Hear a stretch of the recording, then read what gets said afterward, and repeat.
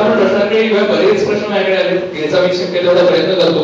पहिला प्रश्न आहे की पीएमपीएल सुधारणेसाठी गेल्या वर्षभरात काय प्रयत्न केले आणि आता पुढे काय करणार आहात? महापालिकेच्या अर्थसंकल्पात पीएमपीएल साठी तरतूद होण्यासाठी काय प्रयत्न उपसूचना वगैरे तुम्ही मांडल्यात का? त्याला जोडून दुसरं एक आहे की आपली जे मिनी बस होतं इलेक्शनच्या काळात की प्रधान पांढरकरला पीएमपीएल आपल्या एरियात आहे आणि मिनी बस दोन्ही मिनी बसचं मी आधी उत्तर देते, कारण मी आपले जे व्यवस्थापक आहेत आणि संचालक आहेत त्यांच्याशी त्या बाबतीत बोललेली आहे आणि मला त्यांनी लेखी कळवले की आम्हाला उपलब्ध झाले की तुम्हाला प्रभात रोड, भांडारकर रोड, कर्वे रोडसाठी आपण एक रूट सजेस्ट केला आहे की ह्या बसेस डेक्कन आणि हा एवढा काबलेज रोड आणि या कल्ला एवढाच परिसरात त्या 2 बसेस प्रवास करतील. तर ह्याला तत्वतः मान्यता दिली आहे हर्षद, परंतु त्या बसेस उपलब्ध झालेल्या नाही. त्याच्यासाठी काही करताना नागरिकांचं काही पत्र द्यायला किंवा दबाव काही करून, आणि ती गरज आहे. आणि बेसिक त्यांना माहित नसेल, त्यांना सांगतो की इलेक्शनच्या काळात तुम्ही पत्रक बघितले ते दोघे भाजप आणि शिवसेनेची होतं की आपल्या प्रभागात फिरणारी एक दिवसभर बस जर झाली, आपल्या सगळ्यांना जे 2 व्हीलर काढून एकंदर जायला लागतं किंवा 2 व्हीलर काढून करवडला जायला लागतं, त्याच्यावर जर अभ्यासाला जर बस मधनं प्रभागात जात असेल ते प्रचंड असं होऊ शकते. तर माझं वाटतं असेल की नागरिकांकडनं पण काही ही म्हणजे अगदी चांगली सूचना होती आणि त्याचा पाठपुरावाही केला, कारण ज्येष्ठ नागरिकांसाठी त्यांना चढणं उतरणं सुद्धा त्या बसेसच्या तुलनेमध्ये ह्याच्यात सोपं होतं आणि तो रूट एक करूनही दिलेला आहे. परंतु म्हणजे बस उपलब्ध होणं हाच त्याचा विषय आहे आणि त्याच्यासाठी पाठपुरावा चालू आहे. त्यांनी मला असं लिहिलंय की उपलब्ध झाल्या तुम्हाला उपलब्ध करून देऊ असं माझ्याकडे आहे. पण आणि नोंदणी बसेसची नोंद मागणी केलेली आहे, तर त्यामुळे बसेस येण्याची नक्की शक्यता आहे, सांगू शकते. पीएमपीएलचं असं आहे, आता तुम्ही पेपरमध्ये पण वाचत असाल तर ते त्यांचा वादात राहिलो विषय बस खरेदीचा की मागच्या दाराच्या का पुढच्या दाराच्या विषयामध्ये ते पीएमपीएलच्या बसेस खरेदी अडकलेले आहेत आणि त्याची आता जे विभागामध्ये त्याला बजेटमध्ये तरतूद केलेली आहे. तर आता म्हणतात 500 बस येतील, त्या बस आल्या तर आम्ही दोन्ही नक्कीच अग्रेसर राहू, या भागात नक्कीच बस आणण्याचा 100% प्रयत्न करू. आणि बसेसच्या दुरावस्थेसंबंधी सुद्धा कर्वे रोडला एक बस भेटल्याची घटना घडली आणि 5 मिनिटात मला फोन आला त्या बँकेतल्या मॅनेजरांचा आणि मोजून 5 मिनिटात आपला आगीचा बंब पोहोचला आणि त्यांनी ती विझवली. पण ह्याच्यातनं ती सर्किट्स कधी चेक केली जातात का इलेक्ट्रिकलची, तर हा एक मोठा प्रश्न निर्माण झालेला आहे आणि तो म्हणजे मनपाच्या आणि पीएमपीएलच्या लोकांच्या निदर्शनाला आणून दिलेला आहे. अशा प्रकारचं कुठलंही चेकिंग सध्या होत नाही. एक प्रश्न इथे आहे की आपल्या प्रभागात आतापर्यंत झालेल्या रकमांची कामे आणि त्याची तपशील तुम्ही वेबसाईटवर किंवा याच्यावर तुम्ही वर्षभराची कामं झाली त्याची काही माहिती पब्लिक करू शकाल का? करू शकू. आता सध्या असं आहे की खूप कामं या शेवटच्या महिन्यात लागलेली आहे. म्हणजे टेंडरिंगची प्रोसेस ही जर तुम्हाला एकदा मनपाच्या कामाची पद्धत जर माहिती असेल तर ते टेंडर वर्क ऑर्डर निघून आता ते टेंडर फ्लोटून वर्क ऑर्डर निघून कामं बरीचशी या महिन्यात पूर्ण होणार आहे. आणि आम्ही दोघेही नगरसेवक आमचं कस्टम असल्यामुळे पहिल्यांदा हा सगळ्याचा अंदाज घेणं आणि माहिती करून घेणं ह्याच्यामध्ये आमचे थोडे दिवस गेले. यावर्षी आम्ही फटाफट पुढच्या कामाची टेंडर लावू एवढं नक्की सांगते. बजेटच्या संदर्भात मी तुम्हाला चार्ट दिलेला आहे. जवळजवळ आपल्या प्रभागात जे काय बजेट मिळालेलं आहे त्याचं 80% जवळजवळ कामं आपल्या मार्गी लागलेली, 20% आता शेवटच्या स्टेपला आहे. म्हणजे या मागच्या कारण संपतील. आमचं एक आम्ही बजेटसाठी तिथं भांडत असतो, आम्हाला एवढंच मिळालं, आम्हाला एवढं मिळालं. तेच जर बजेट आम्ही वापरू शिकलं आणि त्याचं लॅब झालं तर मग आम्ही तिथं काहीतरी कमी तरी कमी पडतो. म्हणून आम्ही शक्यतो संबंधित खात्याच्या अधिकाऱ्यांना हे लावायला सांगतो की टेंडर लावू, त्याचं कॉन्ट्रॅक्टर नेमणे सांगतो. काही तांत्रिक अडचणी अशा आहेत की आजकाल ठेकेदार काम मिळवण्यासाठी ना महानगरपालिकेने सांगितलं ना नगरसेवकांनी सांगितलं की तुम्ही एवढं केलं लावा, कमी रकमेत भरायचं, स्पर्धा लागली आणि ते काम घ्यायचं आणि नंतर ते काम करत नाही म्हणून ते एवढायचं, अशी जरा सध्या चालू आहे. तर ह्या गोष्टी करायला मीटिंग मध्ये आयुक्त साहेबांसमोर मी बोललेले की साहेब हे आपण बिलोचे आपण काय त्याला लिमिट ठेवलं नाही. आज लोक 30-30, 35 आणि 70% बिलो भरतात आणि पाण्यासारख्या गंभीर प्रश्नासाठी जे आमचे 4 टेंडर लागले नाहीत त्या संदर्भात म्हणलं तुम्ही काहीतरी याच्यावर नक्कीच ठेवलं. आयुक्तांनी सांगितलं आपण 15% 16% लिमिटेशन ठेवू की हे बिलोचं लिमिट ठेवू. आता काय होतं की 30% गेले की तो काय काम करणार? 1 लाखाचं काम 70,000 करा, 30% जर त्याचे असे सोडले तर पुढे ते कामातच हे करणार. आणि त्यामुळे ह्या गोष्टी आयुक्त जनरेशन आलेल्या आहेत आणि कामही ह्या पर्यंत होते आम्ही जवळपास. अशा फक्त काही कामांची टेंडर करता त्याला जर पुरेसे हे आले नाहीत ना तर 3 रिस्पॉन्सेस आल्याशिवाय ते उघडू शकत नाही. त्यातल्या ज्या टेक्निकॅलिटीज आहेत ना तर एक एक गोष्टीचं टेंडर 3 वेळा कॉल करतात, 3 वेळा जाहिराती दिल्या जातात आणि मग तिसऱ्या वेळेला जर पुन्हा एकच आलं तर मग ते ओपन करायचे परवानगी आहे. तर ह्या टेक्निकॅलिटीज मध्ये काही गोष्टी खूप पुढे जाऊ शकतात. किंवा फुटपाथचं एक टेंडर माझं लागलेलं आहे, परंतु ज्या ज्या ठिकाणी मी फुटपाथ सुचवले त्या ठिकाणी म्हणजे विशेषतः कमलानेहरू पार्कच्या समोरची बाजू की पादचाऱ्यांना चालायला व्यवस्थित मिळावं तर तिथे कॅरेज वेट कमी आहे म्हणून फुटपाथ तिथे करू शकत नाही. असं काही गोष्टी टेक्निकल मागून लक्षात आलेल्या आहेत. बेसिक अपेक्षा एक पारदर्शक दरवर्षी आगे तर तुम्ही सगळे ट्रान्सपरंट ठेवलं वेबसाईटवर टाकलं आम्ही बरेचसे लोक आम्ही ते पुढे शेअर करू शकू किंवा सगळ्यांपर्यंत पोहोचेल की नक्की काय काम झालंय काय खर्च झालाय ते सगळ्या लोकांना माहिती असेल अशा आहे.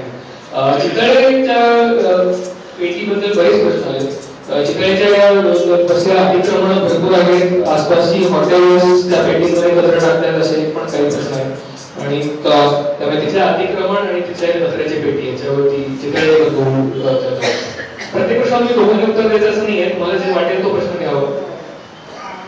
या कचरा पेट्या काढणं याच विषयावर मी बोलते कारण हे जेवढं वाटलं होतं किंवा वाटतं तेवढं ते सोपं नाहीये. कुठलीही एक कचरा पेटी काढली की त्याचा ताण जो बाजूच्या कचरा पेट्यांवर येतो तर ह्याचा पूर्ण अभ्यास करून म्हणजे 1 महिना आधी पूर्ण नोटीस देऊन त्याच्यानंतर त्या सगळ्यांना दुसऱ्या सिस्टीमशी जोडून घेणं हा खूप महत्त्वाचा विषय असतो. आता इथे स्वच्छचे विष्णू आहे, त्याच्यानंतर आता जनवाणीचे आलेत का नाही नाईक पण इथे आहेत. आता आपल्याला जनवाणी संस्था सुद्धा या गोष्टीसाठी म्हणजे मदत करणार आहे, प्रबोधनाचं काम करणार आहे. तर हे सगळं करून एक एक कंटेनर काढणं हे खरोखरी मोठं चॅलेंज आहे आणि एक काढला की बाजूच्यांवर त्याचा एवढा अतिरिक्त ताण येतो. आणि हॉटेल्सच्या बाबतीत म्हणाल तर आपण आता नवीन एक संध्याकाळची गाडी सुरू केली. पूर्वी हे का जास्त व्हायचं तर रात्री 11 पर्यंत हॉटेल चालू असतात आणि त्यांचा कचरा जनरेट होत असतो आणि दुपारी गाडी घेऊन गेल्यानंतर त्यांचा कचरा नेला जायचा नाही. तर आता परत 5 ते 9 या वेळामध्ये हॉटेलची एक गाडी नव्याने आपल्या प्रभागात सुरू झालेली आहे. त्यामुळे जास्तीत जास्त कचरा त्याच्यात घेतला जातो आणि 9 नंतर जनरेट होणारा कचरा त्यांनी सकाळच्या लॉटला देणं अपेक्षित आहे. याच्यावरही कोणी जर येऊन टाकत असतील तर जरूर आमच्या निदर्शनाला आणून द्या, त्यांना आपण नोटीस देऊ शकतो आणि त्यांना कसं असतं त्या क्षणाला तो तिथनं जायला हवा असतो. 11, 11:30 काय जे असते एकूणच कॉर्पोरेशन वॉर्ड ऑफिस नोटीस द्यायला तसं रिलक्टंट असतं. आम्ही पण म्हणत असतो नोटीस द्या कारण की ह्याचा पण एक प्रश्न महत्त्वाचा होता की नोटीस आसपासच्या हॉटेल्सला द्या म्हणून तिथे कचरा टाका. प्रभाग समितीतही हा विषय नेहमी येतो आणि आपण आग्रह केला की नोटीसेस दिल्या जातात पण दंडात्मक कारवाई अजून होत नाही किंवा झाली तरी अगदी मामूली होते. ती पण तुम्ही जरा सुद्धा कारण गोष्टी आवडेल. दुसरा प्रश्न आहे तुमचा पार्टीचा आणि तुमचं स्वतःचं मत मेट्रो प्रकल्पावर काय? मेट्रो मोठा विषय आपल्या याच्यातला. मेट्रो तुमचं पार्टीचं मत आहे, तुमचं स्वतःचं कदाचित वेगळं असू पण तुमचं त्याबाबतीत काय? आणि आपल्या प्रभागातून जो जाणार आहे बरेच इम्प्लिकेशन्स खूप मोठे आहेत. कर्वे रोड पूर्ण किती बरेच वर्ष बंद असायची शक्यता आहे कामासाठी किंवा जे काय तर इम्प्लिकेशन त्यांचा पूर्ण परिसर अफेक्ट होणार आहे. पूर्ण त्याच्यावर विचार आणि तुमचं मत काय आहे? खरं तर मेट्रो ज्या भागातून जाईल तिथे जिथे स्टेशन्स होणार आहेत तिथे खूप मोठ्या पार्किंगची गरज आहे. लोक तिथे येऊन मेट्रो पकडून जाणार आहेत तर ह्याचा त्या संबंध मार्गावर परिणाम होणार आहे. आता मी मध्यंतरी राजेशजी बोललेले की मेट्रोनी हा नक्की काय एफेक्ट होणार आहे. मेट्रो हा डिसिजन आमच्या दोघांचा नाहीये, मेट्रो हा वरून आलेला डिसिजन आहे. पण अजून 1.5 वर्ष तर मला नाही वाटत त्याचं काही कामही सुरू होईल. परंतु तो जेव्हा इथून ते जाईल तेव्हा शिवसृष्टीची आत्ताची जागा आहे तिथे एक मोठं पार्किंग लॉट आणि वेगवेगळ्या ठिकाणी आणि त्याचा निश्चितच आजूबाजूच्या पर्यावरणावर परिणाम होणार आहे कारण त्याचा FSI जास्त दिला जाणार आहे 500 मीटर दोन्ही बाजूला. तर त्यामुळे इथे साधारण मुंबईच्या काही भागाची परिस्थिती कर्वे रोडला निर्माण होण्याची शक्यता आहे. तर पुण्याच्या बाकीचं स्टँड असं काही ठरलंय का? मेट्रोच्या बाबतीत पूर्ण समर्थन आहे का? काही त्याच्या वाढीचं समर्थन आहे मेट्रोला. एक्झिस्टिंग प्लॅनला एक्झिस्टिंग प्लॅन त्याच्यासाठी प्रभाग वाईज म्हणजे आता आपल्या 36 नंबर मधनं कुठून कुठपर्यंत कुठपर्यंत जाते आणि जिथे ती स्टेशन्स येणार आहेत त्याच्यासाठी काय परिणाम होणार आहे ह्याच्यावर मी अधिकाऱ्यांची आज जी आपण मीटिंग घेतली आहे तशीच या 2-3 गोष्टींवर आपल्याला मीटिंग घ्यायची आहे. त्यातला हा मेट्रो हा एक भाग आहे. मेट्रो संदर्भात आपल्या प्रभागामध्ये एक यशोपीठला एक मेट्रो स्टेशन आहे. यशोपीठ ते आपल्या नष्टम चौकामध्ये सेंटरला तिथंच पार्किंग झोन टाकलेलं आहे. दुसरं आपलं गरवारे कॉलेजच्या तिथे आपलं मेट्रो स्टेशन आहे. गरवारे कॉलेजचे काही भाग घेतलेले गरवारे कॉलेजच्या बाजूला रशिया आहे त्याच्या काही ठिकाणी आरक्षण टाकलेलं आहे. तर तो एक भाग आहे आणि दुसरं एक डेक्कन आहे. असं आपल्या प्रभागामध्ये 3 ठिकाणी मेट्रो स्टेशन होते. तर आमच्या पार्टीचा तर मेट्रोसाठी तसा विरोध नाहीये, पण नागरिकांच्या हितासाठी तो निर्णय नागरिकांच्या सोयीचा असेल त्याप्रमाणे पार्टी आमची जे काही वरचे हायकमांड आहेत ते त्याप्रमाणे निर्णय घेतील. पण जरी आम्ही इथं महानगरपालिकेमध्ये जरी आम्ही किती विरोध केला तरी सांगत्या बळावरती आमचा विरोध मोडला जातो. बहुमतात ते असते त्यामुळे तो एक ठराव पास होतो. त्यानंतर कुठले आता परीक्षे विषय बघा की जर आम्ही विकास आराखड्या काही गोष्टी असतील तर आम्ही विरोध केला, आम्हाला हे नाही पाहिजे. तर पण शेवटी काय होतं की मतदान होतं, मतदानाच्या बरोबरती तो विषय पास होतो. शेवटी आमचा हा विरोध राहतो. आमचा विषय पुढे तसाच मार्ग राहतो. त्याकरता पार्टी ह्या गोष्टीवरती नक्कीच काहीतरी विचार करतो. मुख्य म्हणजे की सगळ्यात इम्पॅक्ट नगरसेवकांवरच होणार असतो. बिहारने ज्या अवस्थेला की सगळ्यात लोकांनी आरावडी केली नगरसेवकांच्या नावाने केली तरी नगरसेवकांचा डिसिजन नसला तरी त्यामुळे तुम्ही याच्यात आतापासून भाग घेऊन त्याचा पाठपुरावा करावा आणि आपल्या एरियात जर व्हायचं असेल तर नीट व्हावं व सूचना तुमच्या घेऊन व्हावं. असं प्रश्न आहे की कॉन्क्रीटच्या रस्ता केल्यावर त्याची उंची जास्त असल्यामुळे पावसाचे पाणी बाहेर जात नाही तर त्यामुळे डास होतात. आणि दुसरा प्रश्न आहे की ओला कचरा केला जातो परंतु पालापाचोळा केला जात नाही. आता जिथं कॉन्क्रीटचे रस्ते जिथे होते तिथे आपण स्ट्रॉंग वॉटर लाईनची आता आम्ही तरी आता मागणी करतो की रस्ते दोन्ही बाजूला water line, drainage line, electrical line आणि पावसाळी लाईन हा आपण प्रत्येक जिथं कॉन्क्रीट रस्ते तिथे आपण हा विषय आपण हे केला. त्यामुळे इथून पुढे जे काय सांडपाणी असेल ते त्या स्ट्रॉंग वॉटर लाईन मधून ते योग्य नाल्याला ते जोडले जाईल. दुसरा विषय ओला कचरा पालापाचोळा.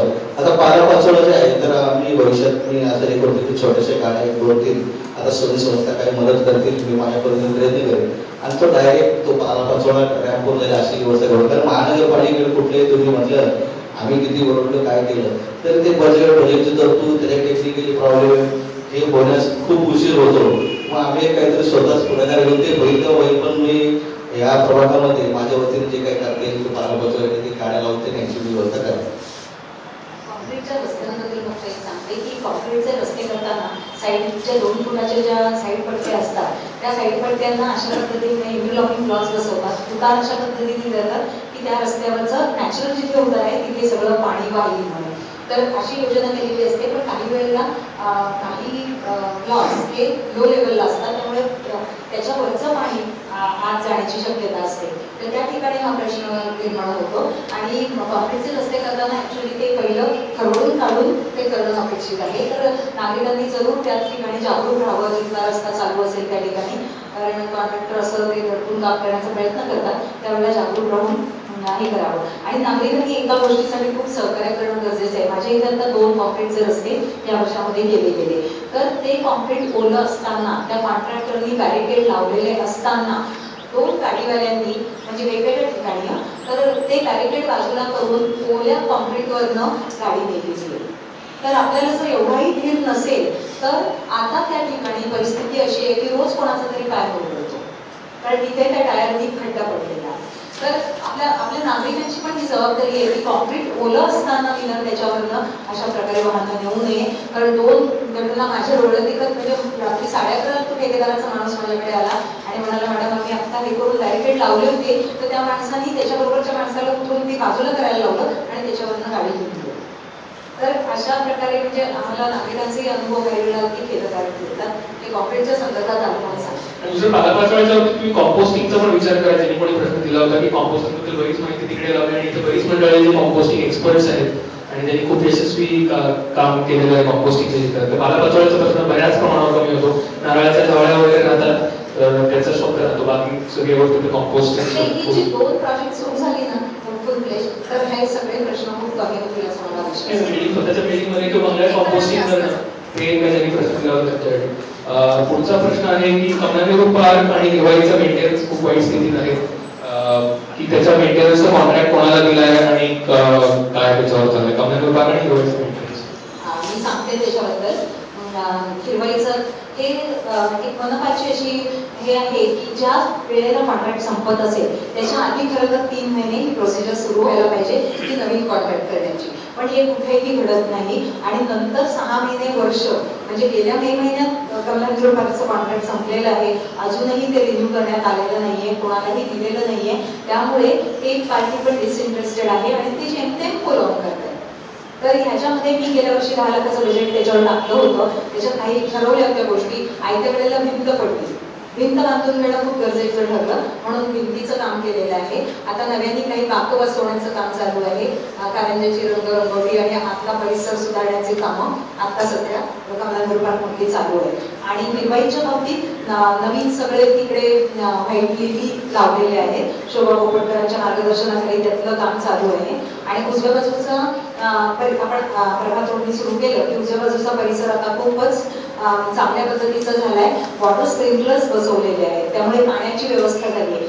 आता काही दिवस 8 दिवस म्हणजे ह्या टपऱ्या काढल्यापासून तिथली वॉटर लाईन तुटलेली त्या कारवाईमध्ये. तर त्यामुळे पलीकडचा जो भाग आहे कदमराव पद्मांचा आपला आणि तिकडचा, तर तिथे 8-1 दिवस पाणी नव्हतं मिळालेलं. तर तेही आता लाईन चालू झालेली आहे आणि पुढेही पाणी द्यायला सुरुवात झाली आहे. तर आता हळूहळू त्या हिरवाईची कामं आणखी गतीने सुरू मी पुढच्याकडे जातो. अनेक शहरात कचरा रात्री उचलतात, पुण्यात का नाही? तुम्ही दिलाय का चिठ्ठी?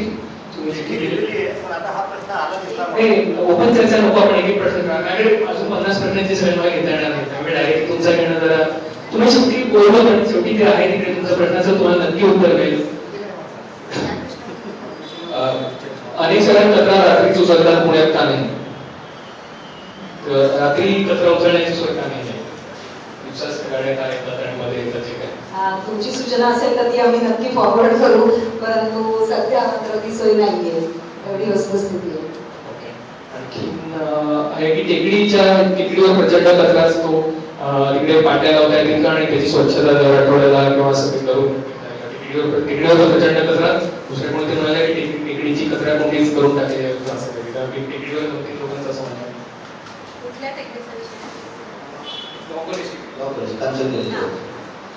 टेकडीचा काय एक तो आपला हद्दीचा विषय येतो, त्या हद्दीला माणसं नसतात. पण आम्ही आता प्रत्येक मुखाचं वॉर्ड ऑफिस सांगितलं आहे की 15 दिवसातून एकदा जे काही खातं आहे समजा ते थोडीशी आपण नवीन पडी खातं जे की माणूस आहे कामाला, तर ते 15 दिवसांनी ते साफ करायचं आम्ही त्यांना सांगितलेलं आहे. त्याप्रमाणे आपण ते थोडेसे कामं करून घेऊ आणि त्याच्यावरती अंकुश आम्ही नक्कीच ठेवू. एक संख्येचा फक्त हे भाग सांगते की 2,500 सफाई कर्मचारी आहेत पुणे महानगरमध्ये. आणि खरं म्हणजे वास्तविक पाहता हद्दी आणि याचा विचार करता ती संख्या 4,500 असावी असा रेशो आहे.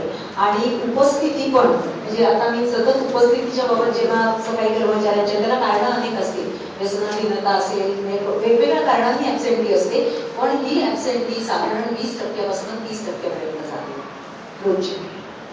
आणि ह्या परिस्थितीत काम करणं हे स्टाफलाही अवघड होऊन बसतं. आणि त्याच्यात जर पडी खात्रीचा विषय असेल तर त्या खात्रीकडे दुर्लक्ष होतं, अशी काही ठिकाणी परिस्थिती आहे. परंतु त्यातल्या त्यात ते उपलब्ध मनुष्यबळ रिशफल करून ही गोष्टी करण्याचा प्रयत्न केला जातो. त्याच्यामध्ये सणावारांनी खूप लोड येतात, तर दसरा झाला खूप सारा जास्त कचरा निर्माण होतो, किंवा गणपती असेल तर हाच सगळा स्टाफ, त्यावेळेला नवीन स्टाफ येत नाही, हाच सगळा स्टाफ सकाळची थोडी कामं उरकून नदी पात्रात लावला जातो. आज आता 2-3 दिवस झाले पांचाळेश्वरच्या घाटाची सफाई करण्यासाठी, आज महाशिवरात्र आहे त्याच्यासाठी सगळा स्टाफ तिकडे लावलेला आहे. तर अशीच योजना करून म्हणजे ज्या जिथला फोन येतो, जिथलं काही बॅकलॉग आहे, अशा ठिकाणी एक गट पाठवून गटसफाई अंतर्गत ते पूर्ण करून घेतलं. भंडारा रोडवर पावसाचे पाणी वाहून जाण्याची सोय नाही, त्याच्यावर पाणी साचत असावं असं त्यांचं म्हणणं असावं. पाणी वाहून जात नाही, साईडला जे कर्वे रोडला जे मी केलं आहे तसं आपल्या भंडारा प्रभागात तसं काही नाही आहे, तर तसं काही प्लॅन मध्ये आहे का? प्लॅनमध्ये आता हे नाही एरिया जो कोणाचा प्रश्न असेल ना त्यांनी नंतर येऊन जरूर भेटा. आपण ते कुठल्या एरियापासून कुठल्या एरियापर्यंत ते फोकस करू. HDFC बँकेकडे वेगळंच समजते. हा ठीक आहे. तिथं पावसाळ्याला लाईन टाकायचं काम आपण नवीन बजेटमध्ये आपण करून घेऊ. जसं आता आपल्याला कॅनल रोडवर ना जर तुम्ही बघितलं तर बहिरेवाड्यात जे लाईन ब्लॉक होते ती लाईन ब्लॉक साफ करून घेतली. मागच्या पावसाळ्यात खूपसं प्रमाण पाणी साठण्याचं कमी झालं आणि तिथून पुढे कनेक्ट लाईनचं आता काम सुरू होते आपलं. त्या हिरवळीपासून तर डायरेक्ट घोडके चौकापर्यंत पावसाळी लाईन आपण ते टाकतोय आणि ते पाण्याचं तसं त्या पद्धतीने आपण त्या रोडला आपण करून घेऊ. कॅनॉल बंद झाले तर नाही पडत. नंतर तुम्ही डेव्हलपमेंट आणखी चर्चा करा पुढची बस तर एक आहे जे की नेहमी आपण हे बाकी ट्रॅफिक आणि अतिक्रमण याच्यात अडकतो तो प्रभागाचं सुशोभीकरण किंवा ब्युटिफिकेशन अशा संदर्भात तुमचा काही विचार आहे का?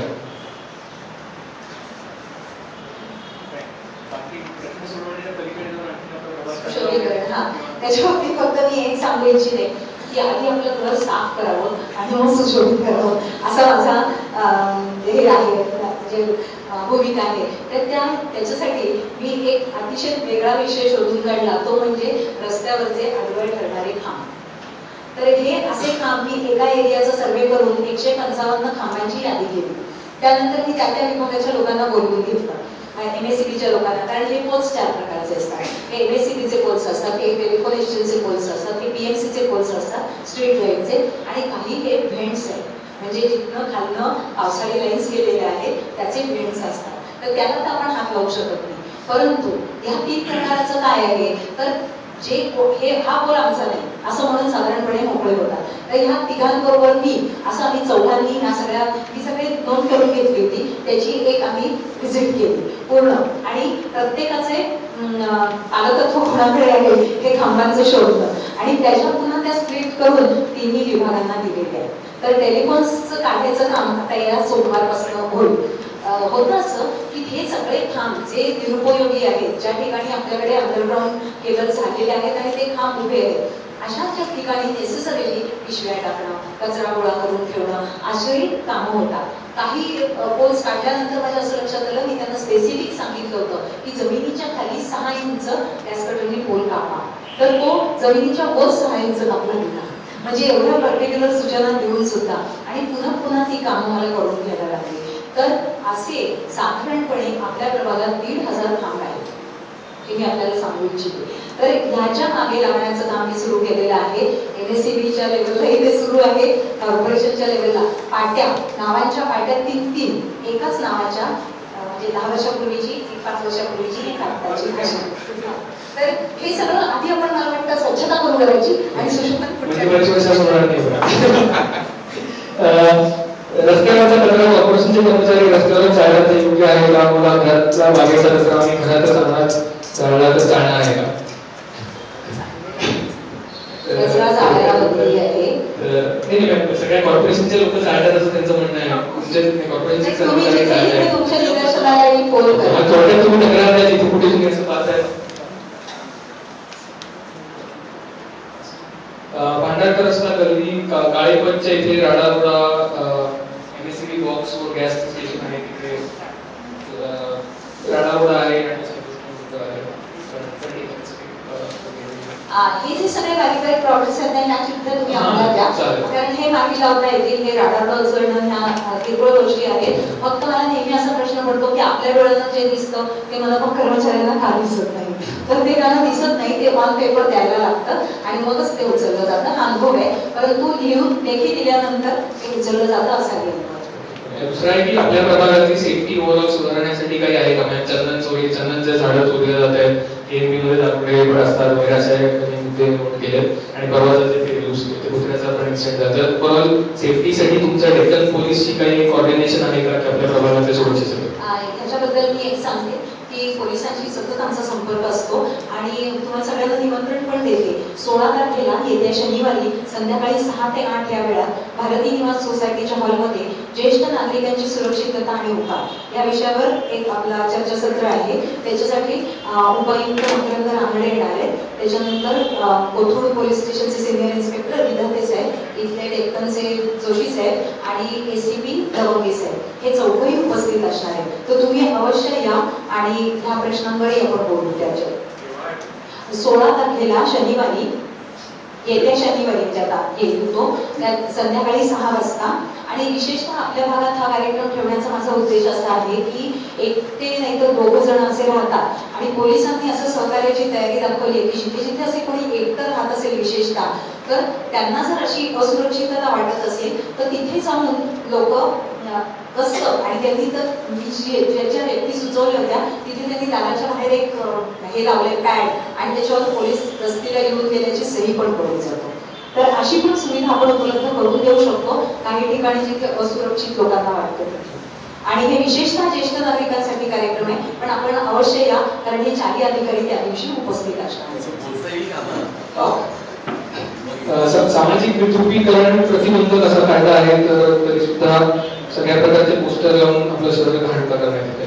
तर त्या पोस्टर्सच्या बाबतीतच परत प्रश्न आहे की तर त्याच्यावर तुम्ही स्वतःचे नाही आणि बाकी पण लावले नाही जाणार असं तुम्ही त्या दुसरा एक आम्ही लोकं पण प्रभाव समितीत त्याचा खूप आग्रह धरतो काढण्याच्यासाठी. कॅनॉल नंबर 2 आणि 3 मधला कॅनॉलचा ब्युटिफिकेशन आणि अशा गोष्टीवर काही विचार करा. 3 नंबर 2 आणि 3 प्रभातचे असेल मला नक्की कुठे त्याचं काही माहिती आहे मला ते. आता सध्या लोकांनी तिथे कचरा टाकू नये याच्यासाठी भिंतीची उंची वाढवून त्याला वरती चेंपिंग लावली.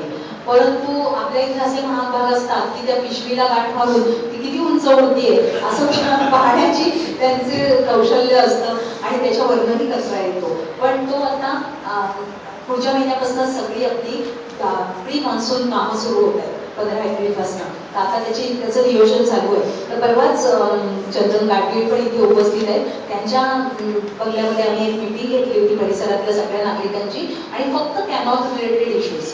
कारण आपण असं खूप प्रश्न एका वेळेला घेऊन ते सुटत नाही तसं दिसतं. तर फक्त कॅनॉल रिलेटेड इश्यूजवर आम्ही मीटिंग घेतली आणि त्याच्यात जे प्रश्न समोर आले त्याच्यासाठी उपाययोजना सुरू केलेली आहे आणि त्याची कार्यवाही पण सुरू झाली आहे. तर ब्युटिफिकेशन हा पुढचा टप्पा येईल.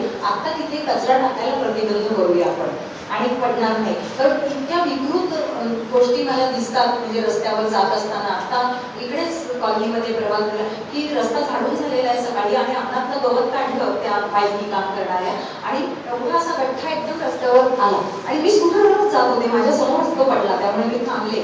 तर त्यांना हटकल्यानंतर ते म्हणे नाही नुसताच टाकला इथे. पण म्हटलं आता हा कोण झाडणार आहे अशी शंका तुमच्या मनात नाही का आली की आता ऑलरेडी झाडून गेलेले आहे. तर त्याच्यानंतर 9व्या गल्लीत मी एक असं दृश्य पाहिलं की माझ्या पुढे एक मोटरसायकलवाला चालला.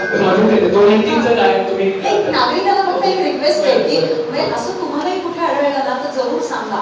एक आमटी भरलेली प्लास्टिकची पिशवी माझ्या समोर जाणाऱ्या मोटरसायकलवाल्यांनी 9व्या गल्लीत टाकली आणि त्याच्यावरनं मोटरसायकल नेली आणि संबंध गल्लीभर आमटी झाली. असे नाही, हे मी डोळ्यांनी बघितलेले प्रसंग सांगते मी आपल्याला. असे कोणीच आढळले कामं जरूर करता. थोडक्यात लगेच तक्रार करा नाही वॉर्ड ऑफिसला किंवा तुम्हाला कळवा हे नो पार्किंग मोड्स चोरीला जातात पुरेसे नाही आहेत आणि ट्रॅफिक वॉर्डन्स आपल्यासाठी आपल्या प्रभागासाठी ट्रॅफिक वॉर्डन्सचा सुद्धा शोध करतात ॲडिशनली. नो पार्किंगचे बोर्ड आता आपल्या प्रभागामध्ये बजेट होतं त्यातून आपण आता बरेचसे बसवून घेतले. पण आता ते चोरीला ते आता रात्री जातात त्याच्यावरती आता आपण उपाययोजना काय म्हणजे माणसं तर आपल्याला तेवढं मनुष्यबळ नाहीये. आता आपण यांना पेट्रोलिंग करावं तुम्ही तर फक्त बोर्ड म्हणताय. आता आपण जे काही चेंबरमध्ये लागणे लोखंडी बसत ते हल्ले आता चोरून याच्या प्रकार सुरू आहे. भांडार रोडला बघितलं आता तरी 3 राऊंड चेंबरचे लागणं लोखंडी ते चोरून न्यायला रात्रीचे चोरून न्यायला. आता ते आम्ही सांगितलं की कॉन्क्रीटमध्ये बनवा आता लोखंडी नका बनवू. आता असंच काहीतरी आपण त्या बोर्डाविषयी काहीतरी वेगळं सोल्युशन काढण्यासाठी आपण निर्देश भेटतो. वेळ केल्यामुळे ते ठीक त्याला सर नाही वॉर्ड ऑफिस मध्ये त्यांचा अनुभव आहे त्याचा वेळ करून टाकतात बोर्ड सर्व तरी पण बोर्ड सगळं किती रस्ते बांधले तरी ते कमीच पडतात हे कृपया लक्षात घ्यावे. जास्त रस्ते बांधण्यापेक्षा फार मोठा प्रश्न आहे. सार्वजनिक वाहतूक सुधारणे जास्ती महत्वाचे आहे. तसा तुम्हाला आपल्या प्रश्नाचे जोडून आहे. तर माझ्याकडे अजून बरेच प्रश्न आहेत पण आपले ऑलरेडी 12 वाजून गेलेले आहेत. तर आय थिंक मी आता थांबवतो. अजून प्रश्न मी आता घेत नाही. तुम्हाला जर पाहिजे असेल तर तुम्ही नंतर त्यांच्याशी बोलून आणखी हे करू शकता. तर थोडक्यात मी परत संपर्कापर्यंत तुम्हाला एक सांगतो की टेक्निकल परिसर समितीची तुम्ही नंतर बोलू शकता. मग सगळ्यांनाच मला ते करायला लागेल. माझी तीच विनंती आहे तुम्हाला की नंतर घ्या. तुम्ही